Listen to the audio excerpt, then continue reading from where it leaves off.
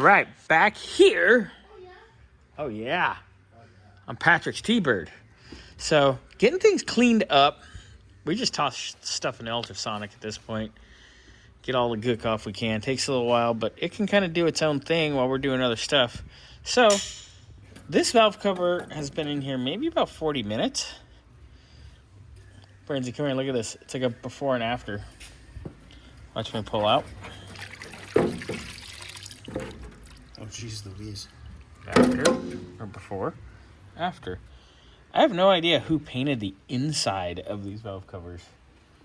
But that's, We've seen some weird that's stuff. dangerous. That is a problem waiting to happen because with heat, that paint can come off and get stuck in the oil pickup, oil drain back, all kinds of stuff.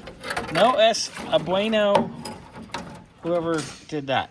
So, bath time for baby will continue. Now, this has only been in there maybe 10 minutes, but look at already. It looked just like this. That's impressive. Ugh.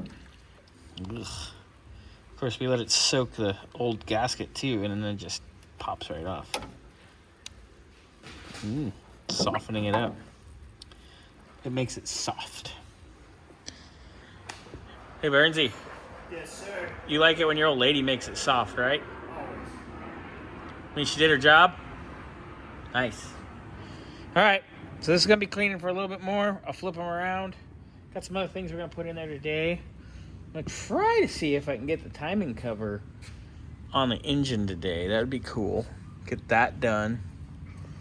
Then we can be like, okay, we need a balancer probably. We'll see. We'll spec that out.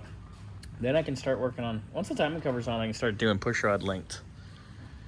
I just want to have everything ready and all my ducks in a row. Right now my ducks are all over the place. And I think there's a cat with the ducks. And I think there's a chicken in there too. Quack.